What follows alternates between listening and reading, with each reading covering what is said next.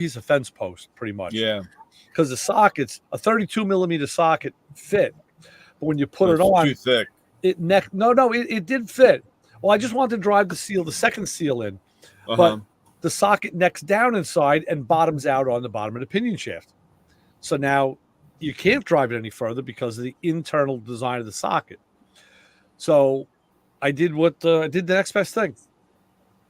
I took the steering box out. I Took it out, took it to the other shop today, and there's an old school mechanic over there, and the two of us took the box apart, took the shaft out, and were able to get the seals in, in the right way, and then reassembled the box. I brought it home, cleaned it off, pressure washed it, and I'll put it back in. Put it back in, yeah. But yeah, it was actually easier at that point. But the screw was the trick. You're absolutely right. That's good. Yeah. It's that was I tell you, we saw a lot of cars get screwed up because people jamming in there trying to pop the seal out, and they scratch up or nick up a camshaft or crank, because they get in there and start twisting and popping, and they start marring up all that area, and and the screw was just so much faster. I have two takeaways, because first I was using every little 90 or curved pick that I had, and I've seen the pick sets on the tool trucks and said, man, I'm not gonna buy a pick set on a tool truck.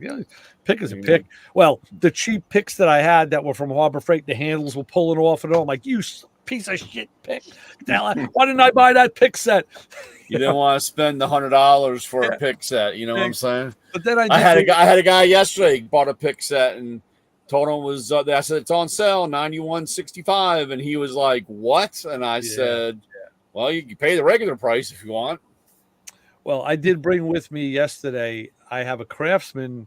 They call it a cotter pin puller, but it's kind of a hook tool, and I have a snap-on tool too. I guess it's probably the same thing, and that really got in there. But I was like bending it. It didn't want to get that. It didn't work. They didn't work. So the takeaway on that is, get the good picks if you're going to be dealing with seals, and then get a seal driver set. They can't be that bad, that expensive. Yeah. So, it always comes down to, like, I can't tell you how many times I'm doing that, and I say, damn, I should have bought blank tool. I just did that a little while ago with you. I'm like, send it. So, yeah. It hits me all the time. Every time I do something, I got to go back and get the better tool or better drill bit. Right. And I remember quality is save yourself trouble.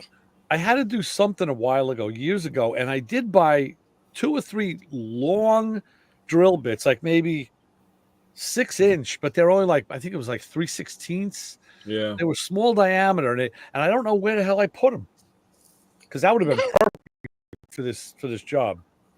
And I knew better than to look for them, because I knew if I started looking, I'd still be looking. So, we got our. I had mentioned to our product manager on stuff about long drill bits like that, and they all look at you.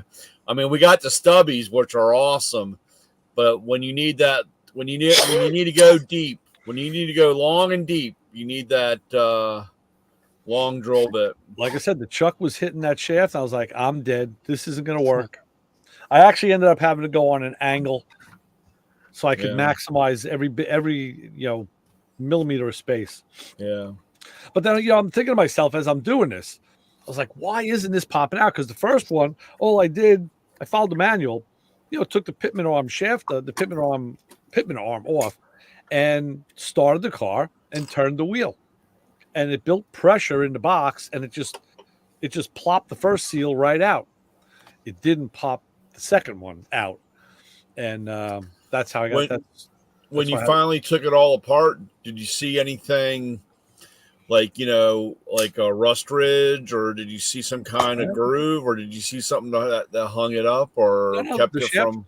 Shaft looked good. I realized as I'm under there, I'm like, this is a 54-year-old box, and this seal has probably never been out of there. You know, 50. You know, I still think of those cars as being late model. You know, Yeah. it's a 70 Oldsmobile for Christ's sake. You know, that's late model, but no, it's 54 years old. So, yeah. Yeah, you can't take that. You can't take age. So the other part was, when I pulled the box out, there's 3 bolts that go through the chassis into the box. Top bolt comes out, beautiful, pristine. It's like a 1/2-inch bolt. The middle bolt comes out, and I can see some notable corrosion on it. Not bad, just it's pockmarked. The 3rd bolt, I hit it with the gun, and it just went zing, like, huh? The bolt came out, and it was just this little tapered rise of like a little triangle of rust. It had rusted away so bad, it was just this little thin taper. So the other part of the bolt was still in the threaded part of the box with another ear of rust on it. So I guess it was watered down in the frame. So we actually tack welded a nut onto that, and then that came right out. But, so I had to go through my stash. Now I had to go through all my those buckets and bins and parts to find the matching bolt because I needed one. And it's a 1/2-inch. It's probably a 1/2-inch 20. Yeah. It's got a tapered end on it, and it's a very specific bolt. It's like a motor mount bolt. And I found one, and that's why I don't throw out my junk. Not yet. Yeah, exactly. Because you can't buy that at Ace. You know, you're not going to get a tapered end Right. at Ace. You know, not in the grade 8, not in anything. You know, that's strictly an automotive thing.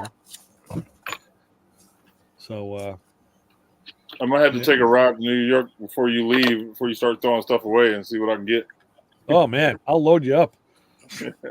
Jeez. He'll probably just take everything you got, and that'll save him the trouble. Well, you know, Papa Squirrel, it's kind of funny because I guess it was about now 6 months ago now. Maybe it's 6-8 months, and Brian made a concerted effort to clean up in his garage. And 1 week he told us, yeah, you know, I cleaned up and I got like 3 feet and I got all these boxes out. And I was thinking like, damn, I can drive to Maryland, man. I could garbage pick that stuff.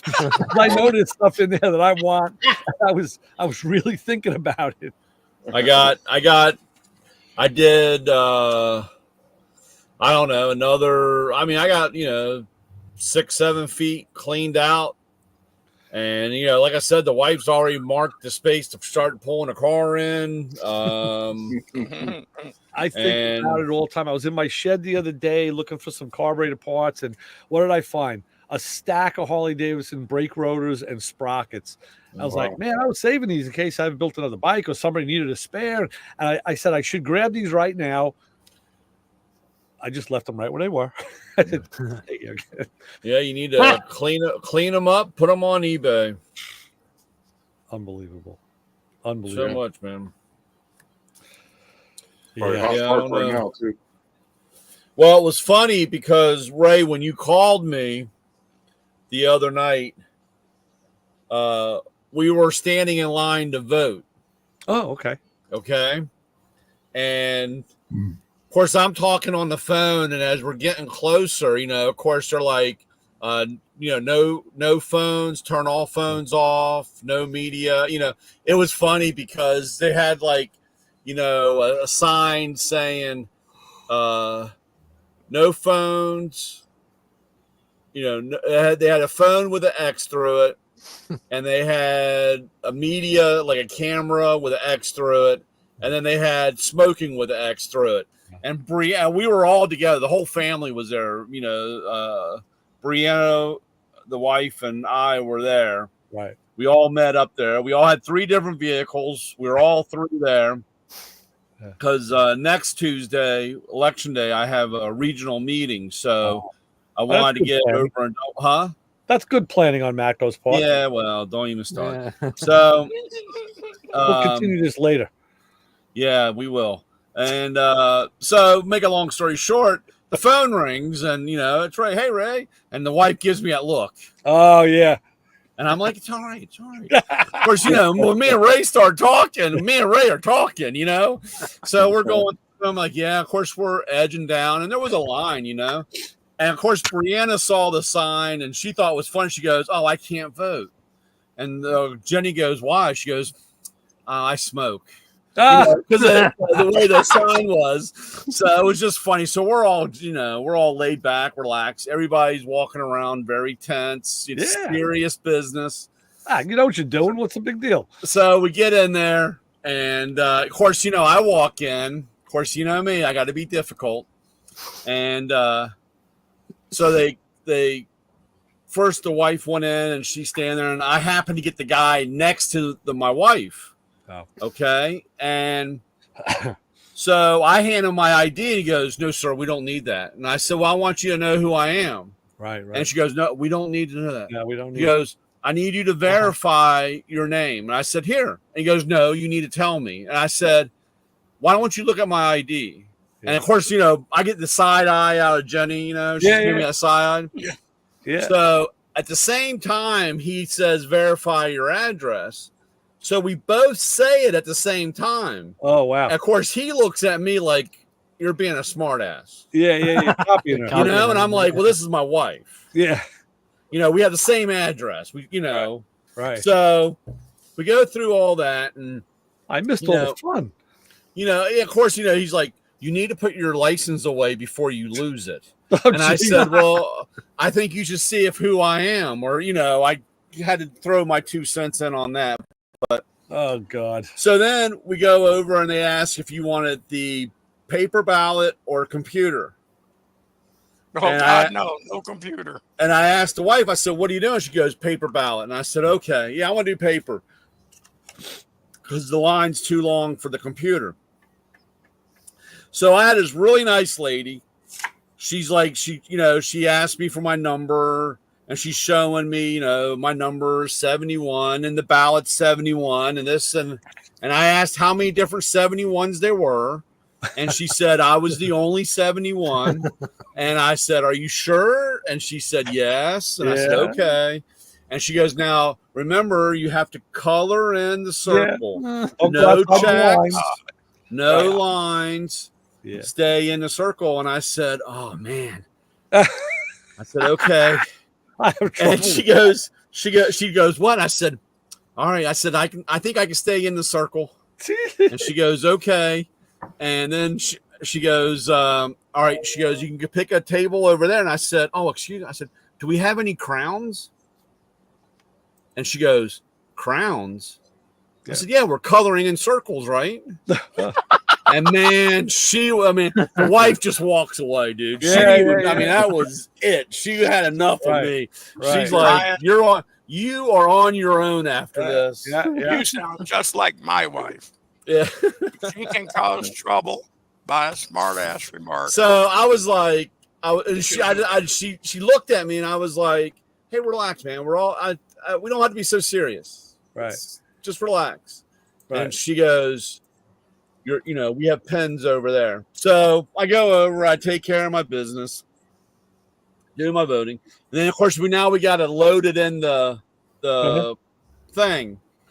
And the guy's like, I walk up, and I'm like getting ready to pull my, because it's in that vanilla folder, yeah. And I'm getting ready to pull it, and he goes, "No, keep it in the folder until you get to the table." And I said, "Okay." Jeez. And I get up, and he goes, "Now slide it in between the gray and black area." I said, "Like this?" He goes, "I can't look."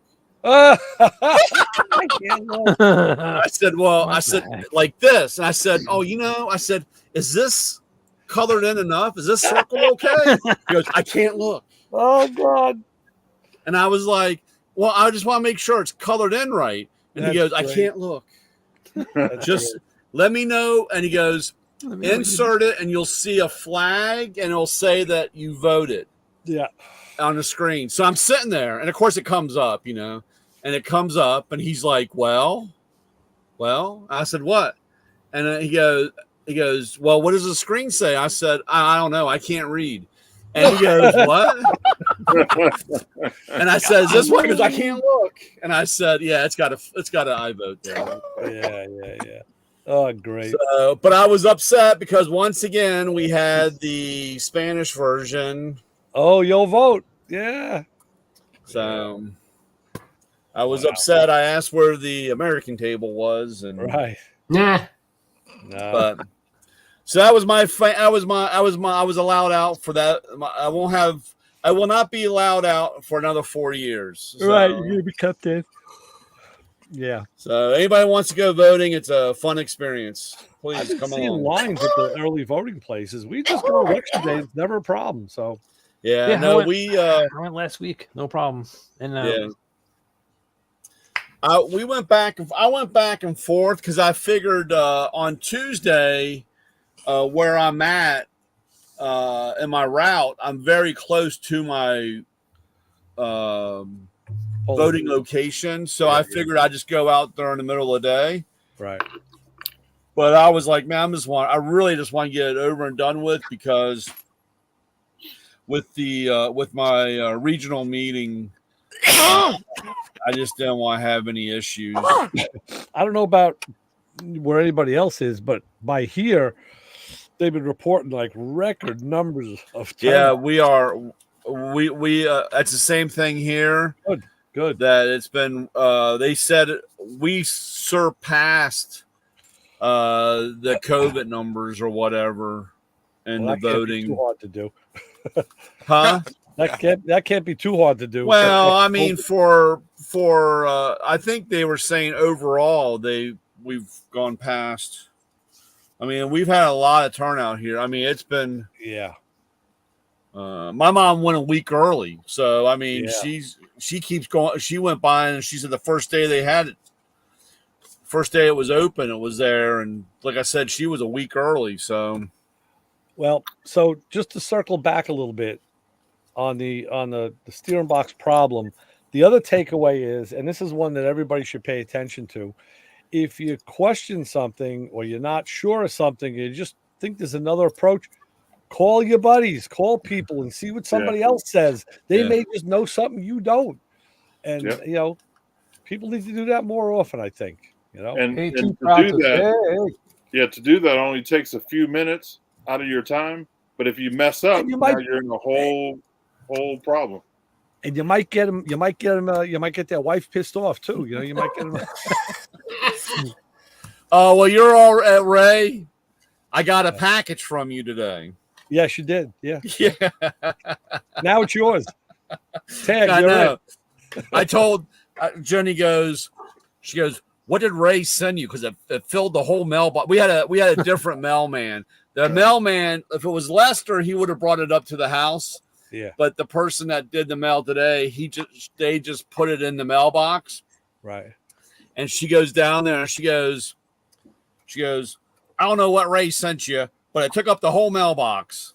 Well, and I said, huh? That box was twice the size. I cut it in half and refolded it because I couldn't see, using a box twice the size I needed. I custom made it, and that's that's part of my purging, because I knew if I held on to that dopey thing, I'd never gonna fix it. It's gonna sit there forever. So just send it to the graveyard. Like, if you can use it for parts, fine. If you can fix it, you fix it. If not, well, that was funny because she goes, I said, I laughed and. I read the letter to her and so forth, and she's like, "Oh, so what? Ray's going to send you all his shit now?" And I said, "Well, I've been sending Ray all my shit. We're sending it back and forth." That's not the first time. I sent you other stuff too. Yeah, I said our shit's going to have frequent flyer miles going back and forth. Exactly.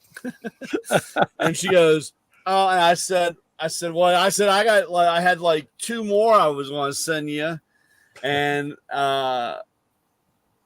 again, well, but the whole Milwaukee thing is kind of bizarre. But so I just laughed, and she's like, well, what are you going? She goes, so what are you going to send him? And I said, I don't know. I'll have to find something down there to send him.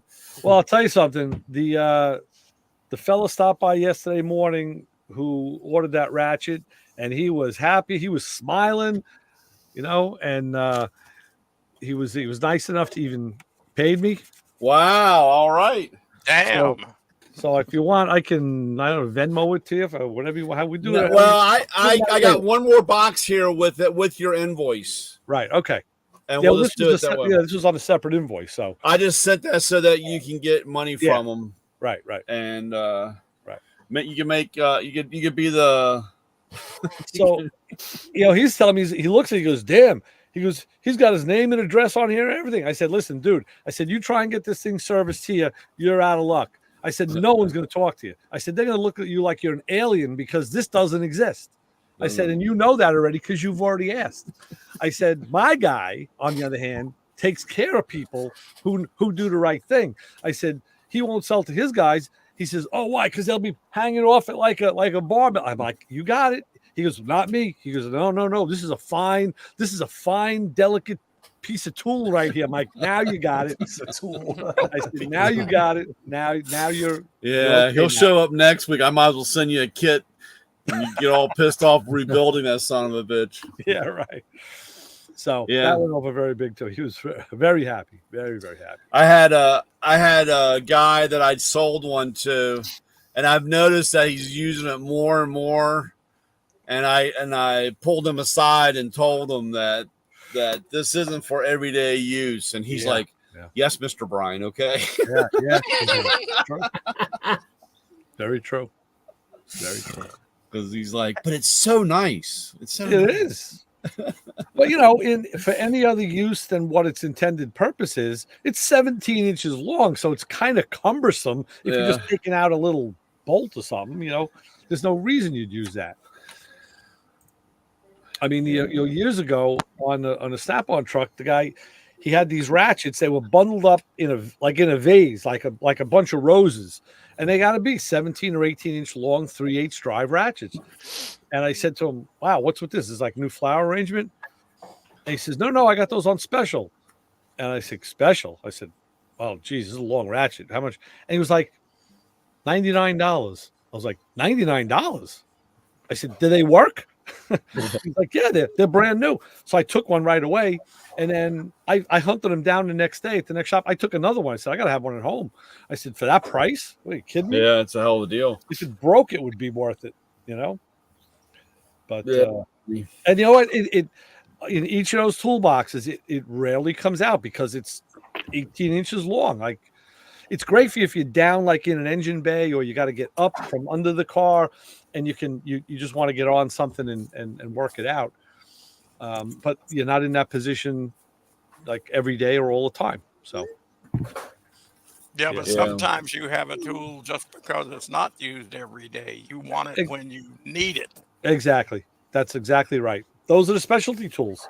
And I always said the specialty tools, that's what sets a guy's box apart from the next one, if they're doing the same kind of work. Because that's like all Terry needs these days is cut off wheels and tin snips and torches, air shears. Yeah. Basic, man. Basic. That's it. Basic hammers. Yeah. Yeah. Yeah, that's it. How you guys doing? You cut that hole in the floor very, very eloquently, very daintily. It was a very nice job. Thank you very much. Thank you very much. Don't be so shy. Just get down in there and get dirty. Yeah. Oh, please, man. Yeah, it's in though. It's in. All right. It's in tomorrow. The thing that it's a learning process as far as if I had gotten a T56 out of, let's say, a GTO or either a Camaro Firebird. Yeah. The drive shaft would fit right in. Okay. Same length, same distance, everything. But being that I got the Trummic, I think the drive shaft on the T56 from out, factory Camaro Firebird is a 27 spline. Right. Same with the 4L70, 27 spline. Yeah. Fits right in. But the Tremec is a 31 spline, so I have to get a new yoke. Oh, wow. And it's a little bit longer. So now I have to either get the drive shaft cut by like an inch and a half, maybe an inch. Right. Or the yoke is really long. So have you ever heard anyone cutting the yoke? No, because then you got the spline to deal with, and they're always beveled at the edge. That's hardened metal. Yeah. Yeah. But that don't let the length fool you, because that's supposed to slide so much of the way the car. Right. Yeah. But You I need bottom a it good out. amount. I put the yoke in and I bottom it out, and then I go and put the drive shaft in and compare it. It's right next to each other. So there, it's got to come. It's got to be shorter. Yeah, you It's can't gotta have be it shorter. bottom because it can't move. No. Well, to cut a shaft is no big deal. I mean, I have a drive shaft store on a corner from my house, and those guys, they cut shafts every day. They have a special lathe, and they cut it and just weld, and they weld it on the lathe. Right, they weld it and rebalance it. Or, hey, in this world of YouTube, man, you could watch it and get the hacksaw out and do it yourself, Terry. Yep. Don't threaten me with a good time. You know I will. Hey, man, I'll be right. Hey, I got plenty of rolls of wire, man. We can get it done, man. I'll bring it. Don't worry. To balance it, get the scale. Like the one under the bathroom sink. I tell you, every time I go, you'll have to do. It's like you'll have to get on the scale first to see how much you weigh, then put the drive shaft in your hand, and then do it, because it won't be heavy enough to activate it. And then just kind of give it a push to see if it wobbles or anything like that. Put on a piece of glass. I'll tell you, every time I'm in that place, I go in the back and they have a shaft on the lathe. It scares the hell out of me, man. That something that long spinning that fast. Yeah, I bet. Oh boy. And the guy will stand right in front of it and work on it. It doesn't bother him. Yeah. Been doing it for years. I used to go into a place. We had a place drive line here. It was always very interesting going in there. They would all kinds of stuff, man. People making even like CV joints, changing ends for CV joints and axles and all kinds of crazy stuff. Yeah. It's like you said, the sausage has to get made somewhere. Mm-hmm. Talk to your boys at QA1 or whatever and get one of those carbon fiber. They'll make one for you. Yeah. There you go. You kind of don't want to go to the well that often. Actually, Terry, I know when I bought my Tremec, a drive shaft came with the transmission. I just had to send them the center to center length.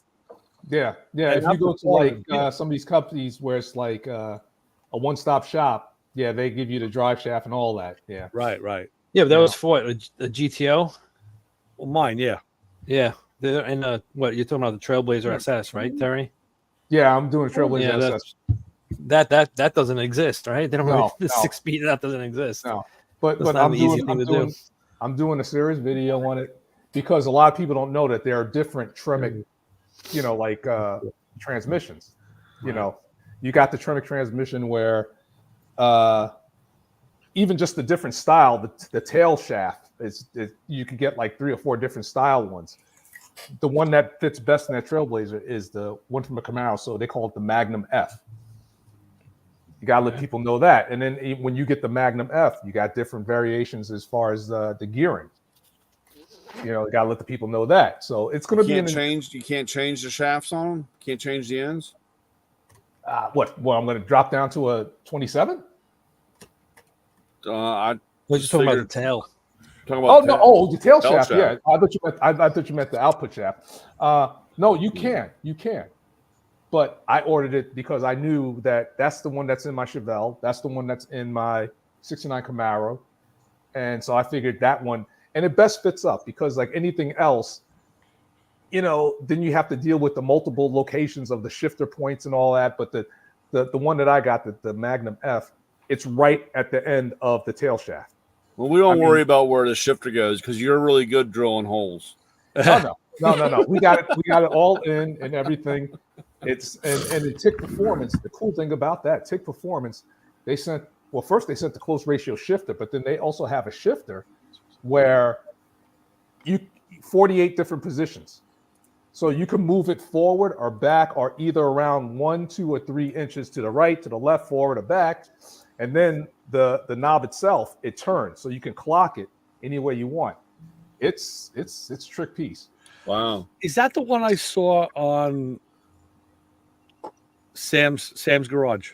It might have been if it's a TIC Performance shifter, yeah. Because I asked Tori about it. They put it in a Chevelle, I think. I said, "Ooh, I'd like to have one of those."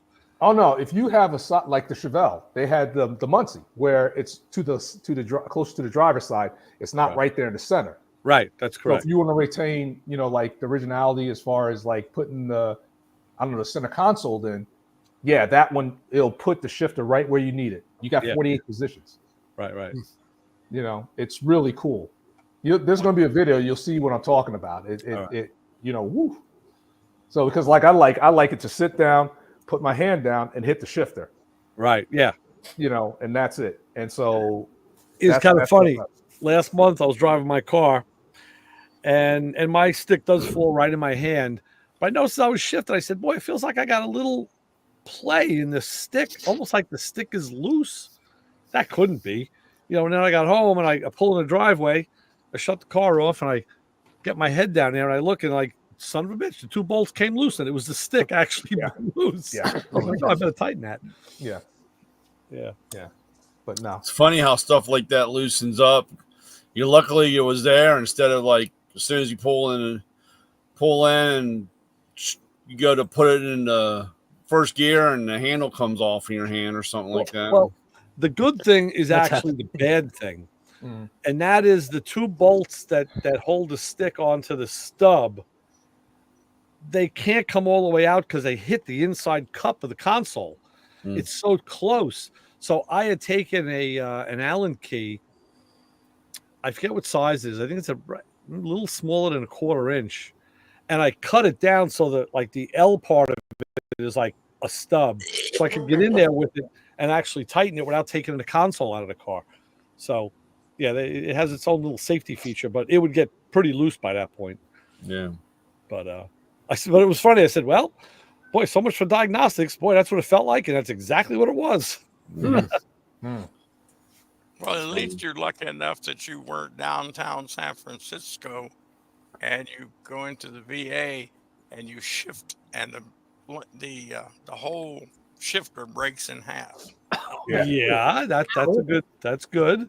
And I said, "What'd you do?" She said, "I immediately pulled over, parked it at the curb, and started looking for a way home."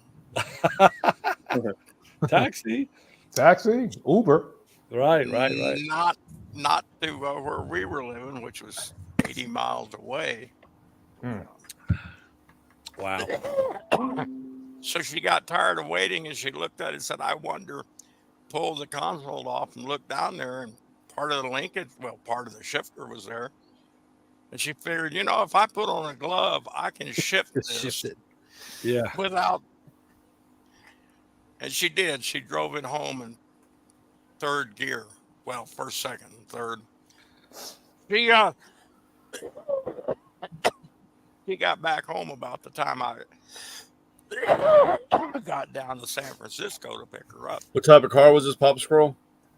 Volkswagen Jetta. I had a couple. Yeah. Her idiot ex-husband had tried to bend the shift lever. Weakened it. Yes, he did. My wife's got a hell of a grip. Yeah, I had a couple instances. Once I was driving my Challenger, and I pulled up to the auto parts store. It had an automatic shifter on the floor. I went to put it in park, and it just went zing, like with no resistance at all. I'm like, wait a minute, that's not right. Shut the car off, climbed under it, and The linkage. The clip fell out of the linkage. So I had to scrounge around on the ground. I found a finishing nail and shoved it in there and bent it like perfect. And then going back to the 70s, my buddy Tom and I were driving around. We had these 2 girls in the car. And actually, no, he had a girl he was dating. I was solo. And we're driving the 55 Nomad. And it was my turn to drive because he was in the back seat with her. So I was turning around all night. And linkage, again, it was probably the linkage. It was probably a clip that broke. And that car... Yeah, it probably had a 3-speed in it at the time. Yeah, it had 3-speed on the floor. So we had 1 shifter clip. So we had to decide, do we have reverse and first or second and third? And decisions. Man, we got to. So I drove all the way home in 1st gear. So, yeah. but that's. I had the throttle cable came off. It was on my 75 Cutlass when I was, back in high school, and I'm going. I think it got stuck first, and I would, you nail the gas a couple times so it would pop back, and that worked for a little while. Then it got stuck, so I was like, I think I just disconnected it. Like, well, I have to get home. So I had rope in the back of the car. Yeah, I had an idea. I tied rope to the carburetor, put it through the window, and I'm like, brr, brr. yeah. I'm going like this and driving home. I did that on my windshield wipers once. I think I hooked a coat hanger on it so I could just pull them. We did it. Buddy's 70 Cougar. He had a 70 Cougar, and we used our shoestrings, tied it all together to make a throttle cable. I'll tell you, now there's some Cougars in the 70 that are pretty hot. Yeah. That was a long ass car. Yeah. Did you go to Harbor Fields, Keith? Harbor Fields? No, what is that? High school? Oh, no. I was at Smithtown High School. Oh, Smithtown. I lived in Smithtown. Yeah. All right. It was like right down the road. It was nice. I would ride my bike. Oh, good.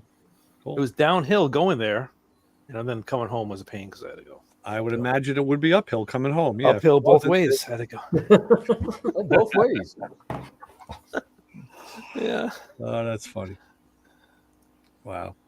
And then I think the one time I ran out of gas in my 75 Cutlass was there was a slight hill going up to the school, and I thought I had enough gas. And going up to school, and then the car just died. It was just enough for the tank to missed the filler, and I was like, oh. And I walked home, got a gas, came back.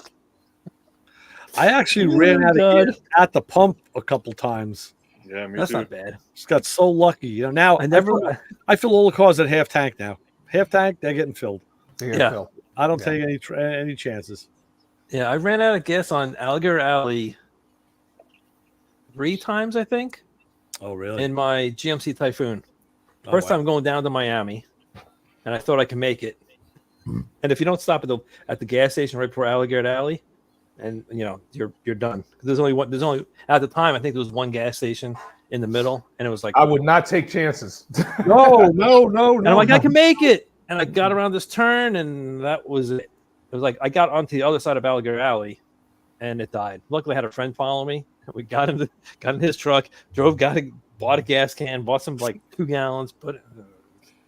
The only time if it's the same Alligator Alley that There's only one.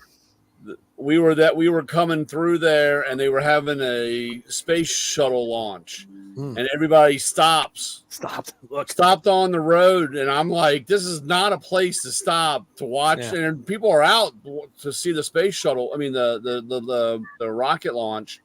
Yeah. So are alligators. And I'm like the whole time I'm like kind of looking around like I want to stand on the hood of the car because I'm not standing out there, and they're all standing around and talking about this is Alligator Alley, and we're all like fresh meat standing out there waiting. There's canals on both sides. Yeah, with alligators. And everybody stops to get out and to watch this thing, and they say, "Oh yeah, this is what we normally do." And I'm like, "This is not a great place to do this. I don't." Yeah, it's not a good place. I've had a lot of stories on Alligator Alley. Another friend's how car. fast alligators are. Yeah, I had another friend. His truck just died, and it turned out I think it was the alternator, but it was like in the middle of Alligator Alley. So one of us, actually, I think I drove, got a battery, brought it back. We switched the battery in this truck, drove to whatever it was, the Walmart, exchanged the battery, got another battery because the battery got used up. Getting across, and then I think I don't remember what happened after that. I think maybe he drove to his parents' house or something, somewhere close on that rest of that battery. But that was in hours because, we stopped. It was in the middle of freaking Alligator Alley. And then coming home one time, I just passed. I'm going. I go, oh, I got enough gas. And I just passed the gas station in the middle of Alligator Alley.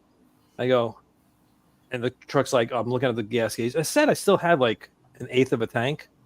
I guess the gauge lied. No, it's not the gauge worth lied. it. It's not worth it, man. Now, I've learned my lesson now. Before Alligator Alley, I gas up. I don't care if it's whatever the gauge says, I'm putting gas in it. Yeah. That's And a before couple I of leave Miami, 5-gallon tanks, gas couple it of up. 5-gallon tanks extra in the trunk. That's what. And then that one time I ran out, my friend had a tank, and I called him up and go, "Did you stop?" Or he had empty tanks.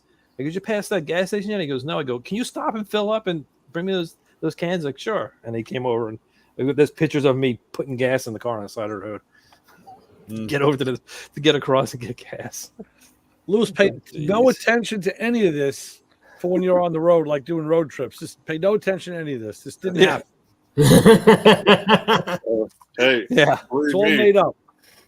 Just My fill up wife- with a half tank.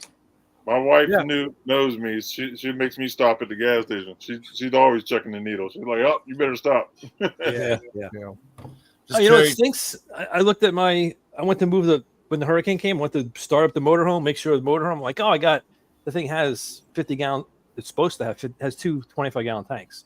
It's like, oh, I got 50 gallons of gas sitting in that thing in case I need it. I turn it on, I start it up and run it, and it says low fuel. I'm like, what? Yeah. And I could have sworn I filled it up. I think it must evaporated because I put non-ethanol in there, and I bet you it's just evaporated. Well, the I don't know. ethanol evaporates faster than non-ethanol.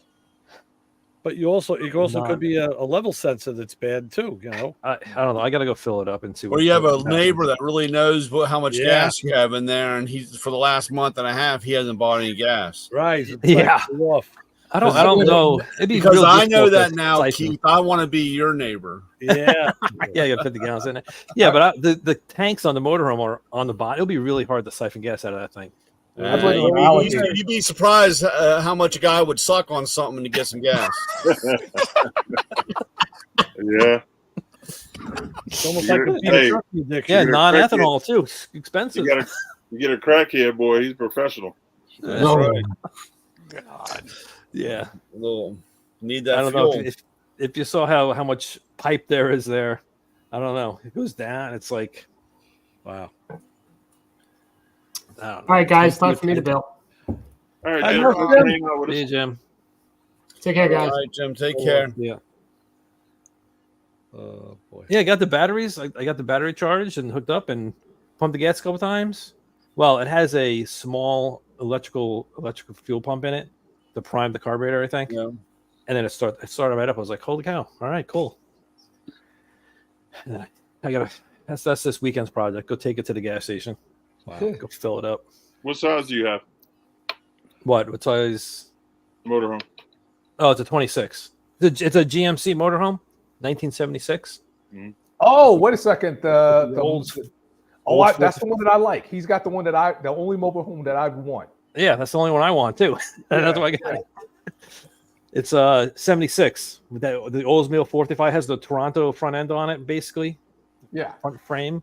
yeah. That's not the one from Stripes.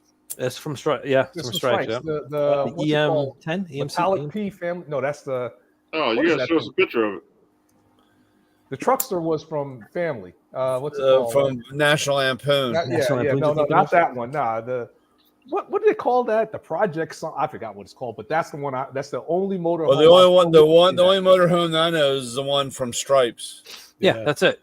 and that's what he has. That's what he has. That's what I have. Yep. They actually did a Hot Wheels of that. Oh wow. Yeah, I have it somewhere. I don't know where it is. Oh, Hey, Brian, do you have? there it is. Oh yeah. Yep. There it is. There it is right there. See? Yeah, that's it. Hot Wheels City. And then I have the Hess truck too. I gotta buy all the little toys of my cars that I have. Hey, Brian, do you have a '79 Cutlass Supreme Hot Wheel? 79.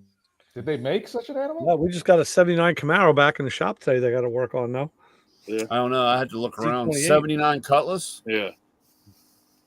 If you can find one with T-tops, that'd be even better. You can always cut them in. Yeah. Yeah, cut him in. Okay, I Paul, have- take it easy. All right, Paul. Oh wait, he Look, wants back in. You're looking overly concerned. He wants back in. Hold on. I'll be right back. All right, buddy, you're on. Okay, I was just waving to say goodnight, but thank you for acknowledging it and bringing me back in. No All right, problem. Paul. You have a good night, All right. bro. Be safe. Talk to you next Well, week. Paul, All right, cool. When you're talking about running out of gas, the best thing to do is don't run out of gas in Montana at 20 below zero. Oof. Yeah, Yeah, that's no not way. good. Yeah. It's not a coming out the house. a mile is a long walk at 20 below zero.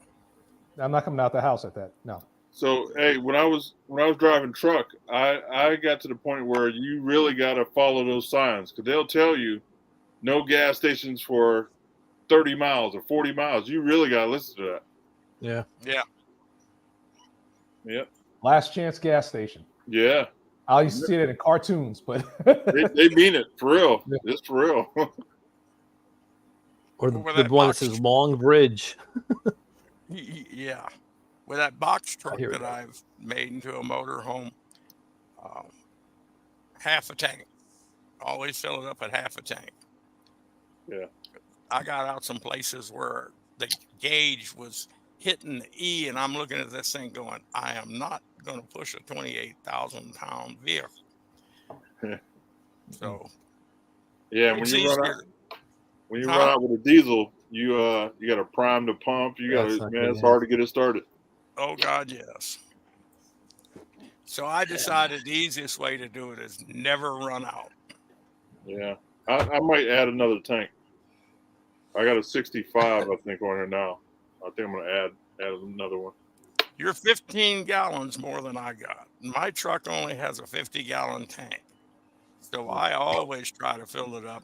Well, I carry two. Now I only carry one 5-gallon bottle of ATF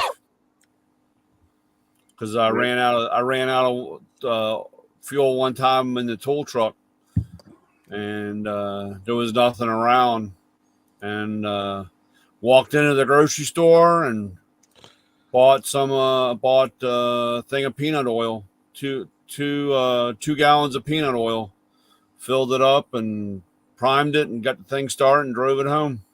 Smell like French fries, huh? Boy, I tell you one thing, that thing smelled funny for a long time. It took a long time for that stuff to burn out.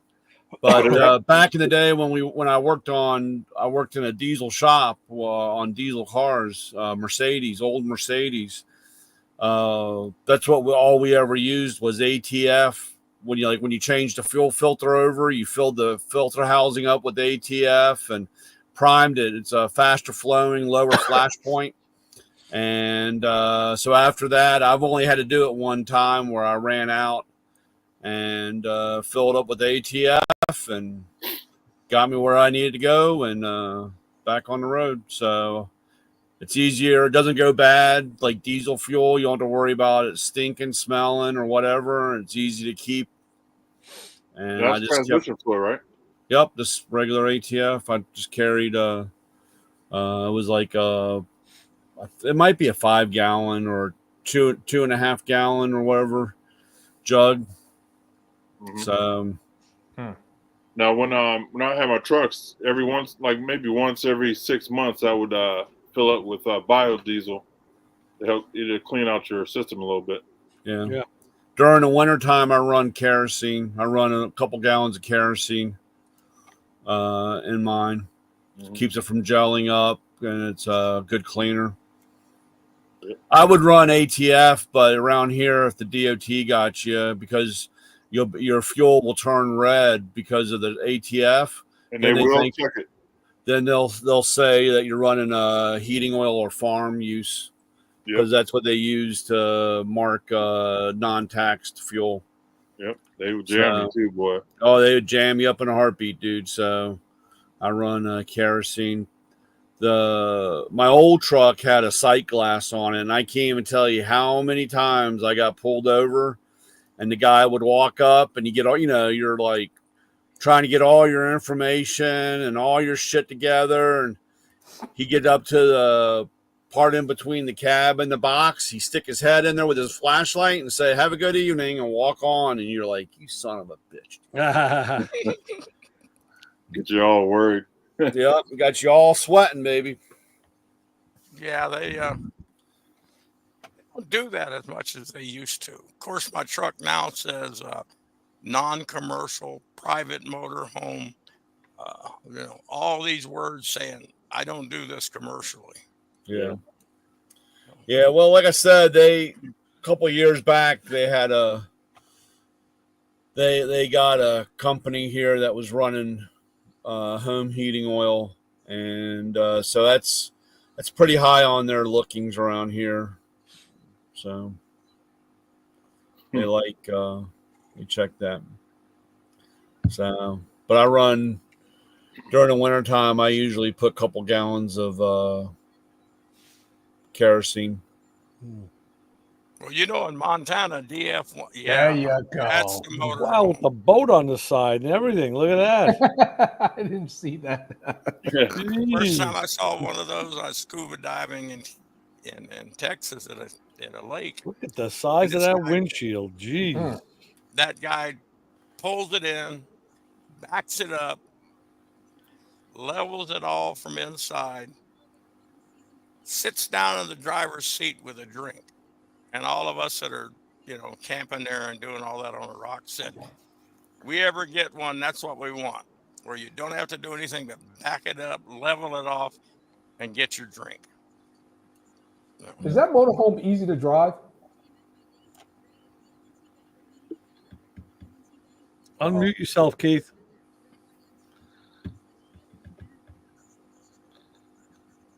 He's unmuted, but can't hear you. Not yet. Hold on, let me kick off that other. I kicked him out completely. That's one way, so we can't hear him. Go. Right. See, if we don't want to hear shit, we knock you out. There you go. I better watch myself, man. I've been a little mouthy Knock him tonight. out. That's it. I hit the wrong thing. Damn. That's what we'll go with. We'll go with that. I hit the wrong thing. Whew. Come on back, Keith. And that's why in the military, they have all these checklists to make sure you don't hit the wrong thing. Right. And you still do it. You still do it. Double and triple redundancy. Happens to me at the radio station. You're doing 2 or 3 things at once and you hit the wrong button and no, not that one. Yeah, it happens. We still can't hear you, Keith. Plug your Yell real loud. at least start talking with your hands. Yeah. Oh, you plugged it. It's one of these buttons. Oh, Yeah. there you it. go. Get We it? can hear you now. I guess one of these. Yeah, I must say one of these stupid buttons on here, and it Yep. muted it. But it didn't mute it on there. That's weird. Yeah. That overrides it. Yeah. Okay, so he's asking about how's the drive. It drives all right. I rebuilt like the whole front end. I mean, bushings and everything in the front. Control on bushings, tie rods, everything. So now it rides really good. So it's like very comfortable going down the road and everything. Yeah, I mean it's 1976 seats, so I would like to have better seats. It only has a one armrest, but that's that can be fixed. Yeah, that's it's the allure. Yeah, it's it's not bad. It's good. The furthest I took it was about 3 hours. Did we even stop? I don't even think we stopped. Oh no, wait. I went to Daytona, so that's about 3 hours. Yeah. Yeah, you can put an LS in that thing pretty easy, I would imagine. Nah, you can't because it's front wheel drive, and then what are you going to use for a it is front wheel transmission? drive. Oh man, Yeah. so the axles are dead in the back. Yeah. Wow. Just back. Yeah. Jeez. Yep. You That's can what it put it. I mean, even with the 45 in there, the air cleaner, it's right. So you have your That's right. You said Tornado. Yes, Tornado. You have your driver's seat and passenger seat, and in the middle is the engine. You have a hatch you open up, and there's the engine right there. Like an old van. Yeah, and the air cleaner is right up against that thing. So if you go any higher, it's not going to fit. So there's some people put Cadillac motors in, like the 500s, but they have to raise up that you have a hump on your little hatch. People put diesels in, but that's a lot of work. It's like you have to redo the whole thing. So That's what I'm saying. I would imagine if you could put like a Cadillac engine or either that Oldsmobile engine, you could put LS in that thing. you could It'd put be anything. small. But the thing is, what do you use for a transmission if you put an LS in there? What are you using for a transmission now, though? It's a Tornado. 425, I think. I'm not familiar with Is that. that right? Is that like direct into the back of the block? It is, and it's a Yeah. big chain drive. Yeah. Okay. So it's not universal to like a you can't, okay. No, Something totally that- different. So the reason why they stopped making it was they stopped making the Tornado, Mm. and then they didn't have the parts anymore. So like, oh, we can't do the motorhome anymore. You know, We're there not- were other cars because you had in those years you had front wheel drive. You had the Eldorado, Eldorado, and the Riviera. And Yeah. the Cadillac. It But was all those the cars- all the same platform. Yeah, but they all quit making with the big motors at right about the Right. same time, right? Right. So, and some people said you might be able to do. Well, actually, you know, the Caddy and the Eldo, the Eldo, and the Riv were into the 80s. Into 'cause the I had 80s, that's I what had I'm thinking. 81. The Barrettes. They Yeah. had a big motor though. Yeah, No, what motor it they was have? 368. They're like a 301 or Yeah. something like that. And Yeah. I'm not sure what the olds had in it. But yeah, they did go into the 80s with it. But How you know what? fast do you I'm wanna sure a go? good engine shop could probably fabricate a tranny to LS bell housing. You can do an adapter, but then it gets that's what happens.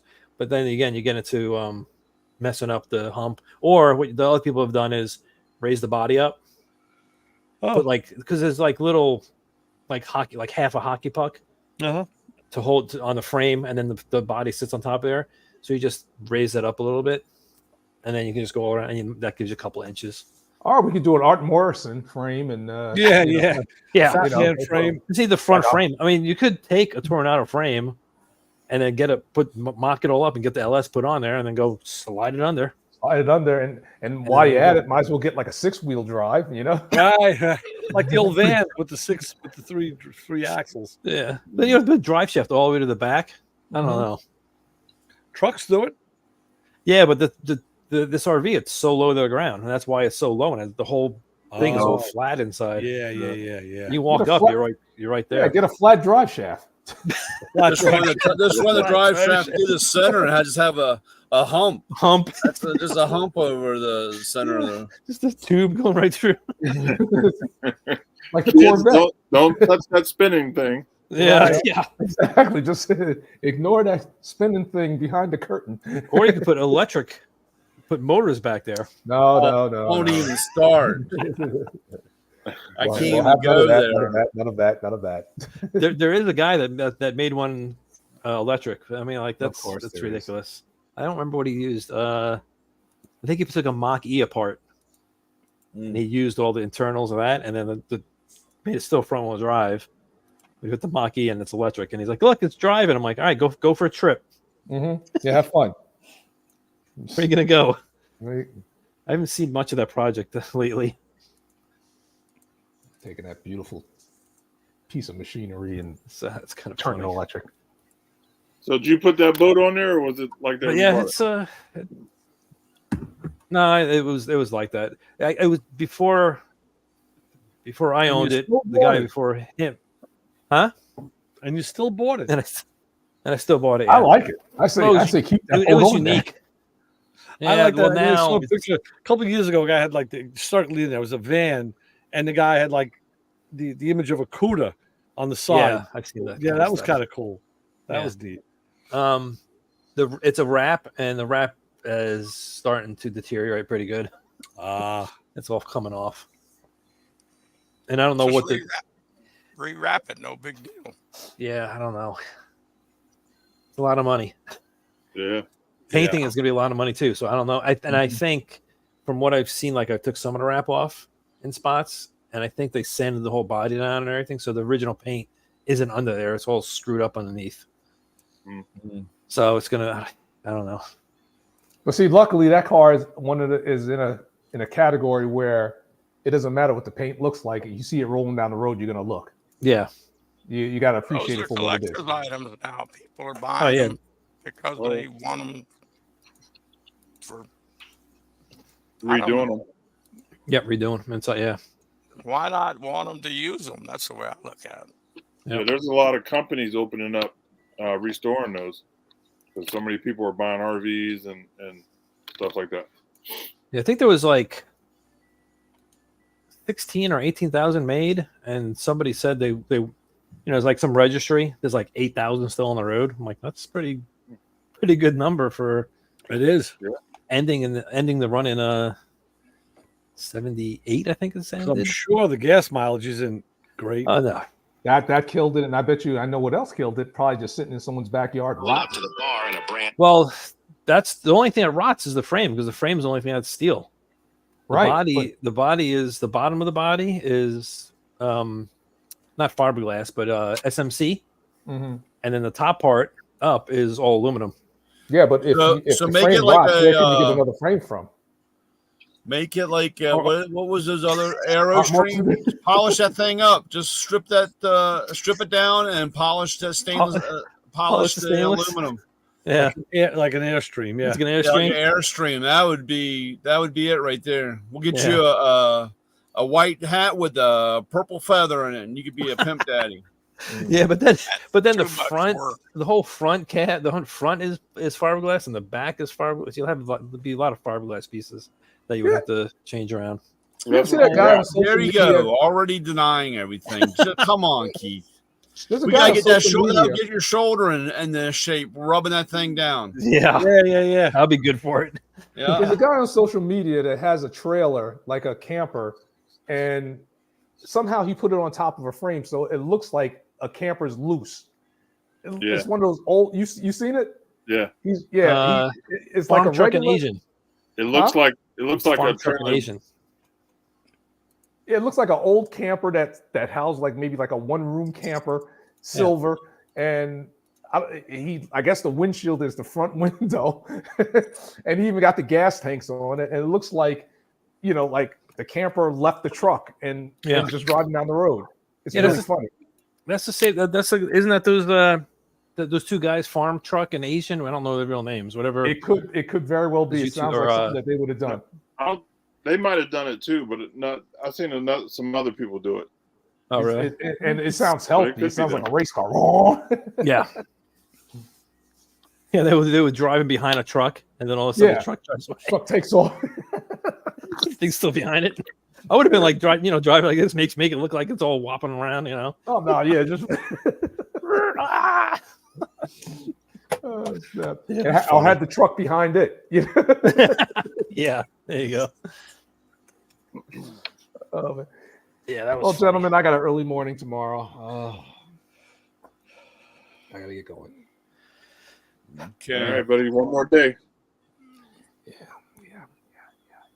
As my wife says, you got one more day before voting, and whatever you do, don't set the country back 50 years. Yeah, hell no. All right, buddy. We got a couple of days, and we're heading to SEMA. Who's going? Look like just two people. And he froze. Damn. Yeah. Yeah, I was gonna say, Lewis, you better put your damn hand up. Did they change it on purpose? Because usually it's like Halloween, right at Halloween. Is it, or does it just fall on that week? I think it just fell on this week. Yeah. Because the last few years, I miss going to Halloween with my son. Yeah, and that's one reason why I didn't go for many years. Because the kids were little. I'm like, I gotta go to Halloween and hang out with Halloween. But now, you got to go to Fremont Street. Well, I did when we went there. Walked down. We're like, oh, we gotta go. We turned around and went back. It was starting to get late. Go quick. Yeah. I thought it was early enough. Apparently, it wasn't early enough. It was like 5 o'clock. Not early enough to go there. I think it's built for students. All right, Terry. I'll get with you tomorrow. Yeah, I'll be around, man. Take care, gentlemen. All right, Terry. Good night. So, Papa Squirrel, I have a laser printer, and I've been lasering stuff, trying to learn. I'm still learning. It's getting kind of fun. You want to talk to my wife. She knows how to make that laser dance. Yeah. It's the software, man. Some of the software is so not friendly, not user friendly. Oh, so no. Play around, just keep playing with it. We had to get Corel Draw, and I don't remember which version we got because we got the simplest version until she started learning a little bit. Now we got to upgrade, but Yeah. no big deal. Yeah. But Part what of are the you hustle. trimming with it? Say again. What are you trimming? It's a light burn software. Ah, okay.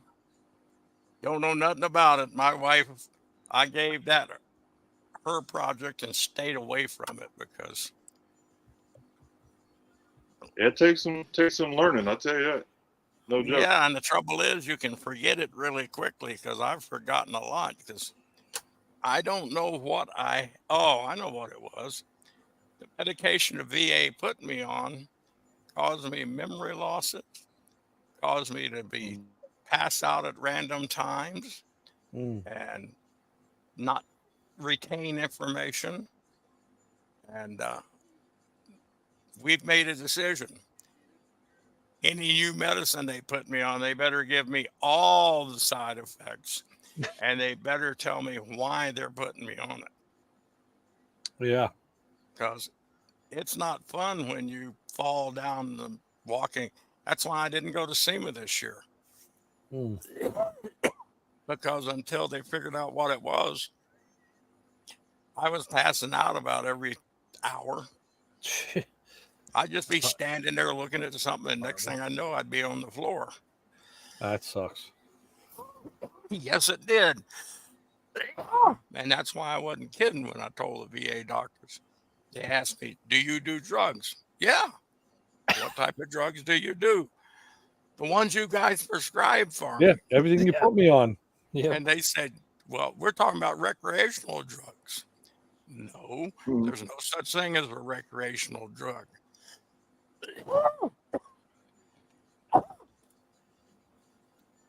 I'm glad I'm off that shit because hell, I was forgetting a lot of stuff.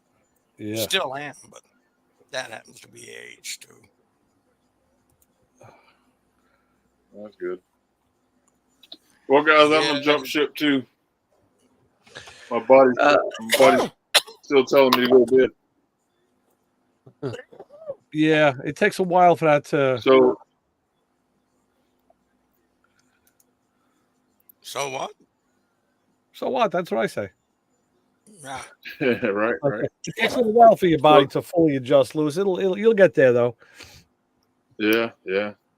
So next week, every day at SEMA at 11 o'clock, there'll be a StreamYard link in the 11 o'clock SEMA time, right? 11 o'clock East Coast.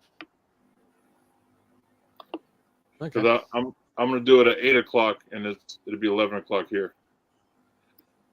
And that's starting from what day to which day? Tuesday and Wednesday. Tuesday and Wednesday. Okay. Yeah, because Monday. So 8 o'clock SEMA time. Yeah. 8 in the morning. Yeah, SEMA time is 8, but here on the East Coast it'd be 11. Yeah. So Tuesday and Wednesday. Let's see the dates. It'd be the 5th and 6th. 5th and 6th. Okay. Yep. See what's going on. Tuesday I'll be food shopping, but Wednesday, let's see if I can get on. All right, sounds good. So I'm going to set up the link, and everybody can just jump on if you want to, and all the good stuff. Sounds good. Cool. All right, guys. I'll let you know what's going on out there out west. All right, Lois, keep us in touch, and we look forward to seeing you next week. All right. Hey, man, be careful. All right, Play Lewis, nice. See you later. All right. So yeah, Don't I guess spend all your we'll, money at SEMA. yeah. Guess we'll do the same. We'll follow suit and end the stream. Lewis brought us in. I'll take us out. For Lewis Lee, Ray Guarino, Macroman Brian, of course. Keith from Keith's Garage and Papa Swirl. Signing off this week. We'll be back next week and we'll do it again. See ya. Later. See you, YouTube. Bye. Play nice. Yeah.